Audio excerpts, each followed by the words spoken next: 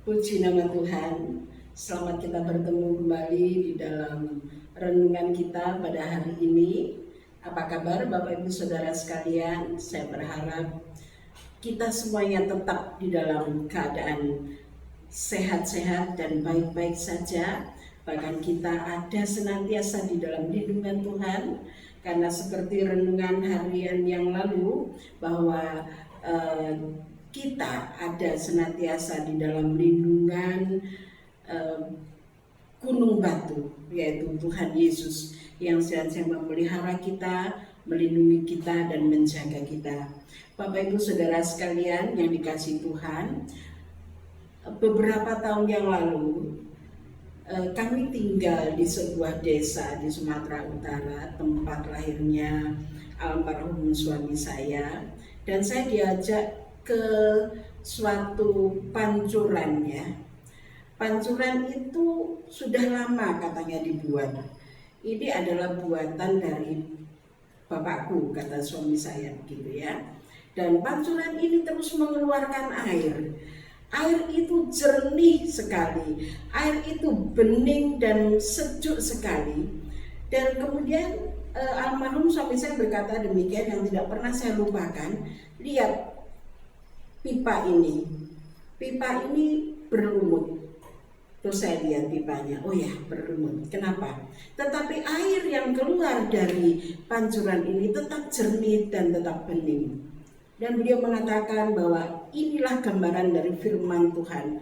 Walaupun siapapun yang menyampaikannya, hamba Tuhan siapapun yang menyampaikannya, akan mengeluarkan air selama dia mengambil dari kebenaran firman Tuhan, maka air itu akan tetap jernih. Walaupun hamba Tuhan itu tidak sempurna. Kita semua tidak ada yang sempurna, saya pun penuh dengan kekurangan. Saya pun tidak sempurna. Seperti pipa tadi yang masih berlumut, tetapi air yang keluar dari pipa itu, firman Tuhan yang disampaikan, itu tetap jernih dan tetap bening. Dia akan menyejukkan hati kita. Dia akan menyegarkan kita pada saat kita dahaga, pada saat kita haus. Kalau kita meminum air yang jernih ini, maka kita akan disegarkan. Bapak Ibu Saudara sekalian, seringkali orang datang ke gereja, seringkali berpikir siapa yang membawakan firman Tuhan. Wah, aku gak senang, aku gak ke gereja. Tetapi perlu diingat, kita datang beribadah ke gereja, kita datang kepada Tuhan, itu kita perlu firman yang murni. Dan firman Tuhan yang disampaikan itu tetap murni. Puji nama Tuhan. Hari ini kita akan belajar tentang air hidup, yaitu firman Tuhan. Air hidup yang senantiasa membawa kita pada suatu keadaan yang menyejukkan hati. Kita akan buka di dalam Injil Yohanes ya, pasal yang ke-7 ayat yang ke-37 sampai ke-38. Injil Yohanes pasal 7 ayat 37 sampai 38 saya akan bacakan.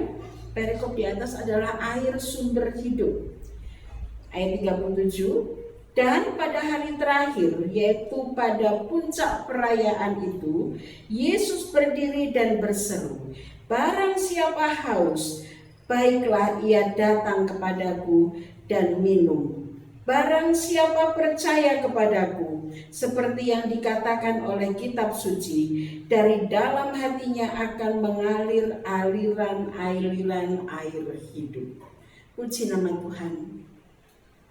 Selama kita hidup di dunia ini, kita tidak bisa lepas dari air.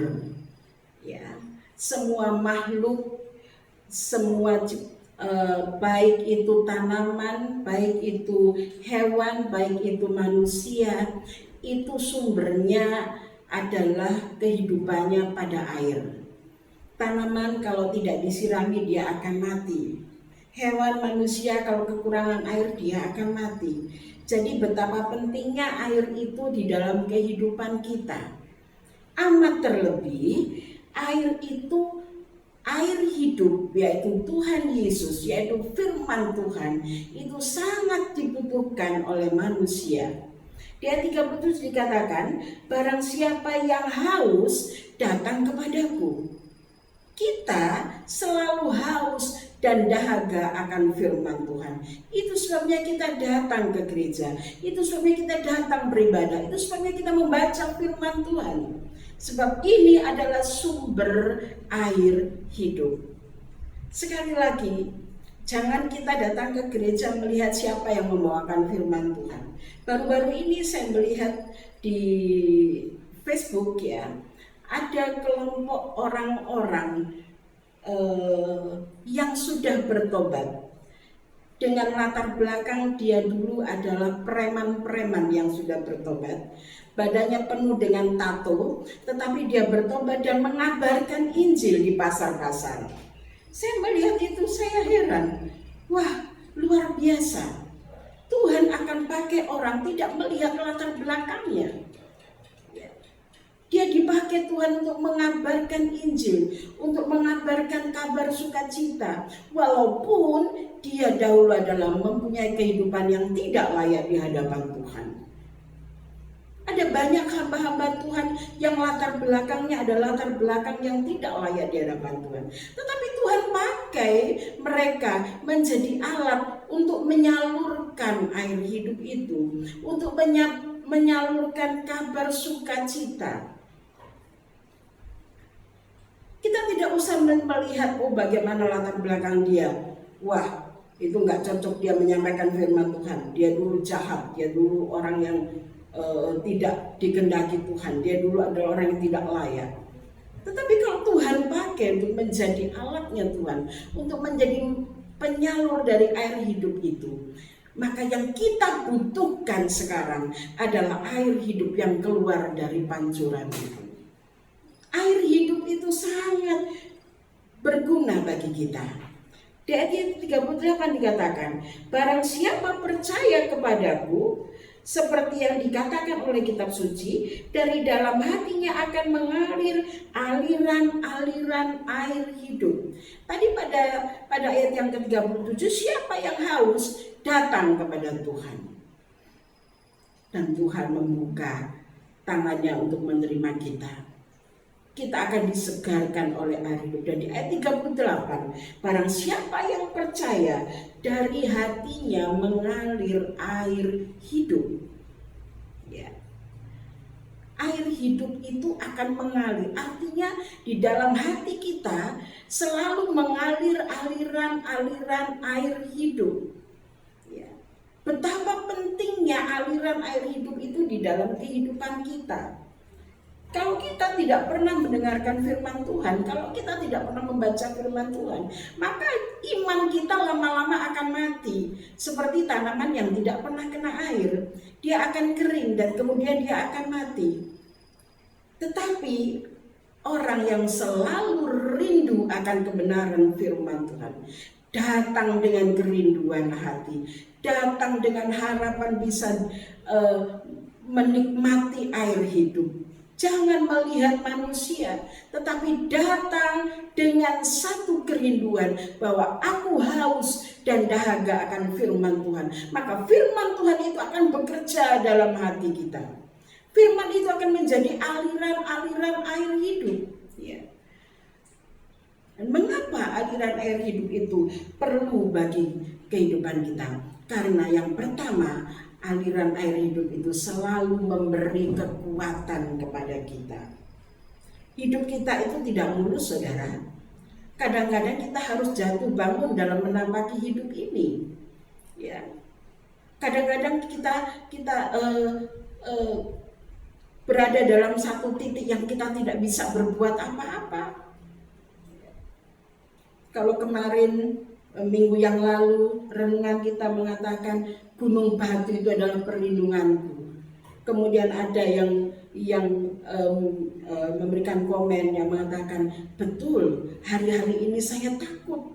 Hari-hari ini saya takut melihat situasi kanan kiri di mana orang-orang meninggal karena virus corona ini. Saya takut, tetapi setelah saya mendengarkan dan saya mengerti bahwa Yesus itu adalah gunung batuku, maka aku tidak takut lagi.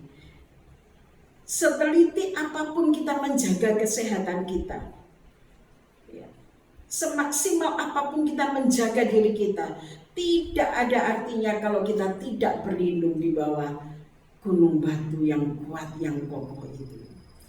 Dan hari ini kita akan selalu mencari air hidup, karena air hidup itu memberi kekuatan. Saat kita jatuh, kita sanggup berdiri lagi, karena air hidup itu memberikan kekuatan kepada kita. Sehingga kata firman Tuhan, walaupun jatuh kita tidak sampai tergeletak. Yang kedua, aliran-aliran air hidup yang ada di dalam diri kita ini membuat kita mengutamakan Dia, membuat kita haus terus akan firman Tuhan, membuat kita ingin selalu dekat dengan air hidup itu. Kita akan mengutamakan Dia lebih dari yang lain-lain, ya. Dan aliran air hidup itu terus mendorong kita untuk lebih dekat kepada Dia. Dan kalau kita mengutamakan Tuhan, maka firman Tuhan katakan, carilah dahulu kerajaan Allah serta kebenarannya, maka semuanya akan ditambahkan. Apa yang menjadi masalah kita, apa yang menjadi kebutuhan kita, Tuhan akan tambahkan kalau kita mengutamakan Tuhan, mencari aliran-aliran air hidup itu. Dan yang ketiga, sebuah pohon kalau dia letaknya pada aliran air, pohon itu akan menjadi subur. Kehidupan kita seperti pohon yang perlu air hidup yang senantiasa mengalir di dalam hati kita. Kalau aliran air hidup itu selalu ada di dalam kehidupan kita, maka pohon itu semakin lama akan semakin subur, semakin lama akan semakin rindang, semakin lama akan semakin besar.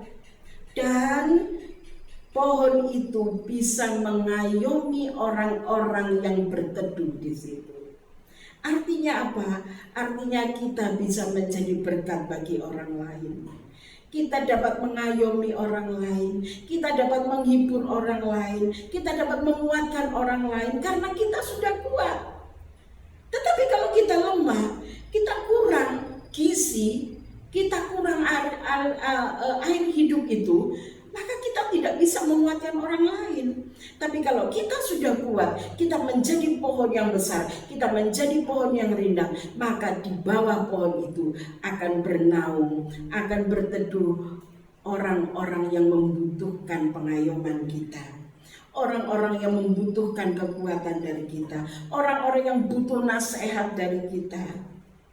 Ya, Bapak Ibu Saudara sekalian, mungkin Bapak Ibu Saudara juga mengalami bahwa aku kemana-mana dimintai nasihat. Itu berarti Bapak Ibu Saudara sudah menjadi pohon yang kuat. Banyak orang yang curhatan sama aku. Itu berarti Bapak Ibu Saudara sudah menjadi pohon yang kuat. Ya. Jangan nanti kalau orang curhat kepada kita malah membakar-bakari, kita malah menjadikan dia menjadi takut. Tidak. Tetapi kita menjadi pohon yang besar, kita menjadi pohon yang rindang, kita dapat mengayomi orang lain. Puji nama Tuhan. Dan yang berikutnya, yang keempat, kalau kita dekat dengan sumber air hidup itu, kalau air hidup itu selalu ada di dalam kehidupan kita, maka kita tidak pernah takut. Hari-hari ini ada banyak orang yang takut, ya. Ada banyak orang-orang yang cemas. Kita manusia. Saya sendiri adalah manusia biasa yang terkadang saya merasa khawatir dengan anak-anak saya yang di luar kota sana. Tetapi kalau firman Tuhan itu, air hidup itu menyatu di dalam pribadi kita. Bahkan air hidup itu menjadi aliran-aliran yang tidak pernah kering, maka kita tidak akan pernah takut, sebab Tuhan tidak pernah meninggalkan kita. Dia selalu ada bersama-sama dengan kita. Firman Tuhan yang kita baca, firman Tuhan yang pernah kita dengarkan, itu selalu memberi kekuatan kepada kita. Firman Tuhan di dalam Alkitab ini, di dalam firman Tuhan ini tersedia semua jawaban dari masalah kita. Jadi kita tidak perlu takut. Ya. Kita tidak perlu khawatir. Tuhan akan menaungi kita.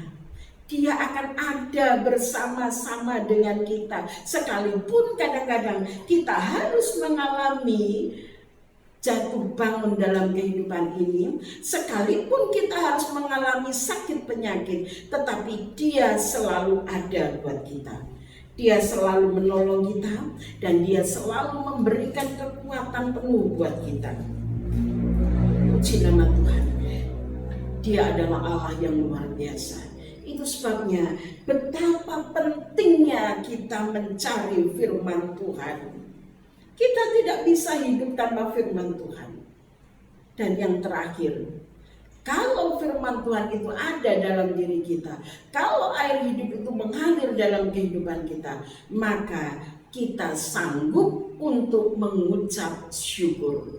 Apapun yang kita alami, apapun yang terjadi, masalah apapun yang menimpa kita, kita sanggup mengucap syukur.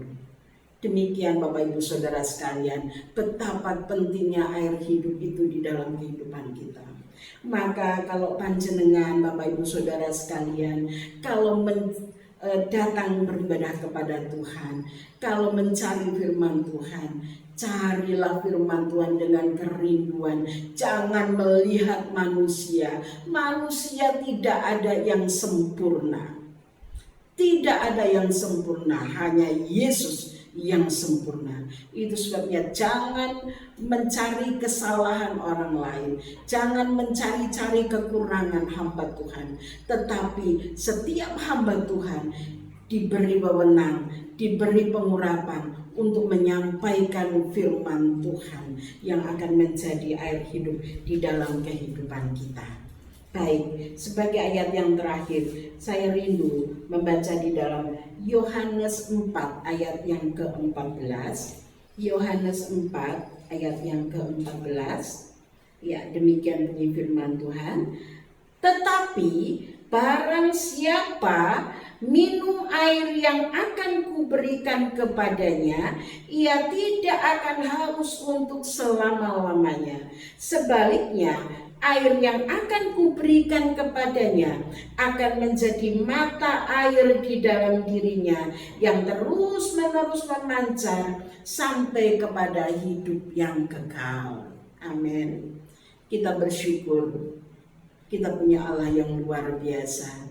Kita bersyukur kalau kita masih bisa beribadah. Kita bersyukur kalau kita masih bisa mendengarkan firman Tuhan. Sebab di dalam Alkitab dikatakan firman Tuhan yang diberikan itu tidak akan kembali kosong. Setiap firman Tuhan itu bekerja di dalam kehidupan kita, akan memancarkan sumber air di dalam kehidupan kita yang tidak pernah kering. Mata air yang terus-menerus memancar sampai kepada hidup yang kekal, sampai kita nanti memperoleh mahkota kemuliaan. Kita akan tetap bersama-sama dengan Dia, asalkan pada saat selama kita hidup di dunia ini kita tetap mencari kebenaran firman Tuhan, yaitu air hidup. Puji nama Tuhan. Hari ini firman Tuhan adalah pedang bermata dua, satu menebas ke saya dan satu menebas kepada Bapak Ibu Saudara sekalian. Mari kita mencari firman Tuhan dengan segenap hati kita. Mari kita mencari firman Tuhan dengan segala kerinduan, sehingga firman Tuhan itu menjadi sumber air yang hidup di dalam kehidupan kita. Jangan takut Bapak Ibu Saudara, sebab selama kita mempunyai firman Tuhan, selama kita mempunyai air hidup, maka Dia akan bersama-sama dengan kita. Puji nama Tuhan. Inilah renungan kita pada hari ini. Saya berharap renungan hari ini dapat memberkati kita semuanya, dapat menegur kita, karena saya sudah katakan bahwa firman Tuhan pedang bermata dua. Bukan hanya untuk Bapak Ibu Saudara sekalian, tetapi tersiwa untuk saya pribadi yang harus membenahi dari hari ini ke hari yang lain. Di nama Tuhan, saya tetap berharap kita semuanya tetap dalam perlindungan Tuhan, dan jangan lupa tetap menjaga kesehatan dengan mematuhi protokol dari pemerintah. Tetap gunakan masker kemanapun Bapak Ibu Saudara pergi, dan kemudian cuci tangan menggunakan hand sanitizer dan menjaga jarak, karena itu hikmat yang Tuhan berikan kepada kita. Dan selain itu, tetap berlindung di bawah naungan kepas sayapnya, tetap berlindung di dalam gunung batu yang teguh, tetap mencari firman Tuhan, so firman Tuhan akan bekerja di dalam pribadi kita masing-masing. Puji nama Tuhan. Inilah permohonan saya juga. Tetap doakan buat pelayanan kami di desa yang kecil ini, dengan kebutuhan tempat ibadah yang layak, supaya Tuhan segera buka jalan dan Tuhan akan memberikan tempat ibadah yang layak buat kami yang ada di desa ini. Terima kasih buat doa-doa Bapak Ibu Saudara sekalian. Tuhan Yesus memberkati. Haleluya.